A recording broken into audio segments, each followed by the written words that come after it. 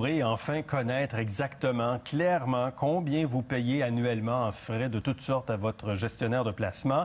Dès le 1er janvier, les institutions financières et les firmes de courtage au Canada seront tenues d'indiquer clairement sur les relevés de placement les sommes qui sont prélevées pour différents frais. On en parle avec Fabien Major, conseiller en sécurité financière chez Major Gestion Privée. Fabien Major, bonsoir. Bonsoir. Alors, c'est un changement qui est quand même très important, qui va arriver dès le début de 2017 avec vraiment des frais détaillés, ce qui est une différence avec ce qu'on a maintenant. Oui, on a une bonne idée parce qu'il y a un point de pourcentage qui figure sur les documents légaux, notamment l'aperçu de fonds qu'on est obligé de remettre sur la souscription d'un placement. Mais là, de voir tout ça en dollars en fonction de notre propre actif investi, ce sera une première. Donc, ça sera clair. Oui. Si on paie 500, 1000, 1500 dollars, ça sera bien écrit clairement. Oui, et détaillé avec les postes budgétaires. Parce que on trouvait jusqu'à maintenant que c'était pas assez clair, que les firmes ne donnaient pas assez d'informations. Bien, je pense que cette information-là était disponible, mais était concentrée dans un prospectus ou dans des documents, dans un jargon financier qui faisait que l'investisseur avait plus ou moins idée combien il payait. Mais surtout, il y avait des sommes qui étaient perçues soit par des manufacturiers ou autres, et donc on n'avait pas idée clairement qu'est-ce qu'on faisait avec l'argent confié. Et quand on regarde d'ailleurs les frais qui sont derrière la gestion de portefeuille, il y en a de toutes sortes. Hein? On parle d'honoraires, de commissions d'acquisition, de commissions de suivi. C'est ça, de frais de transfert. Même les gens vont tomber des nues en s'apercevant que leur firme de courtage reçoit des sommes pour les CPG, les certificats de dépôt. Il y aura des sommes perçues parce que non, ça ne coûte rien. C'est ce qu'on pouvait laisser entendre dans le passé, mais non, il n'y a rien de gratuit là-dedans. Non, c'est ça. Alors, expliquez-nous où l'argent va exactement. Vous avez préparé donc un petit graphique pour nous montrer clairement que quand on paie des sommes, hein, on les paie, on paie à différents, on paie différentes choses. Oui, on va le voir dans notre.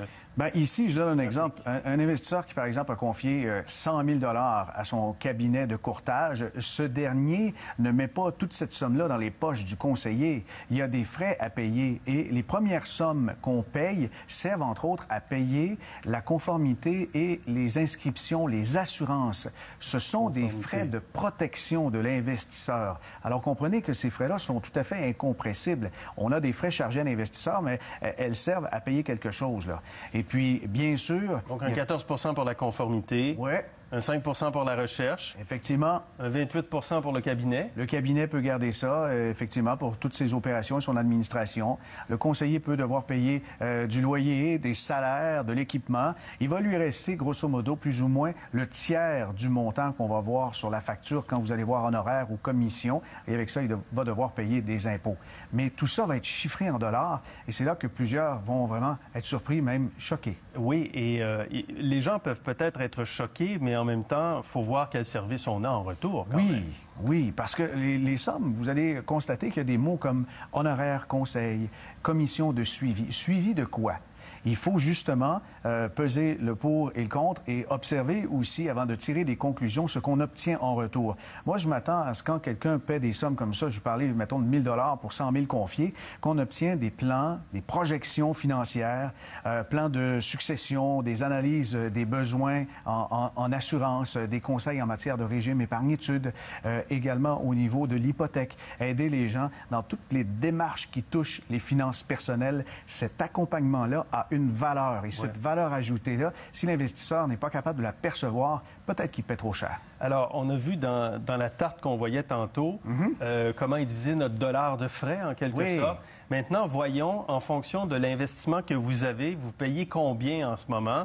Vous avez calculé la moyenne de la tarification. Si, par exemple, vous avez en bas de 250 000 d'investissement, vous payez 1,43 de 250 000 et moins. OK. Ouais. Mettons quelqu'un qui est à 100 000 $, il va payer 1 430 $ et il peut y avoir aussi des frais supplémentaires provenant des produits sélectionnés. Ça va des fonds négociés en bourse qui sont très faibles comme frais de 0,10 % ou parfois jusqu'à 1 %. Les deux s'additionnent.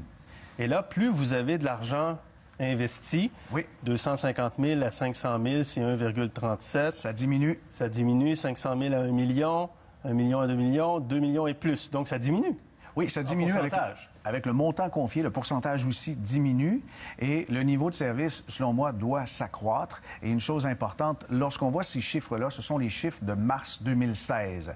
La transparence pourrait pousser une certaine diminution, une tendance à la diminution de ces frais-là, mais ce ne sera pas nécessairement de grosses réductions, puisque si on observe le marché américain qui est déjà transparent depuis longtemps, le marché anglais, les chiffres sont très semblables encore aujourd'hui, en 2016, malgré qu'il y a transparence et les gens s'aperçoivent de ça, parce qu'il y a quand même rareté de conseillers financiers. Et là, il y a un deuxième rapport également qui sera obligatoire, hein? C'est celui de ce qu'on appelle le rendement par rapport à nos frais de placement. Qu'est-ce qui sera détaillé? Bien, là-dedans sera détaillée la performance qu'on a faite depuis qu'on a confié l'investissement à la firme de courtage, le rendement sur la période observée, comme la dernière année, 2016 au complet, quel a été le rendement net, avec une méthodologie de calcul qui a été déterminée par les autorités de marché et non pas par le conseiller ou sa firme. Tout le monde a la même méthode de calcul.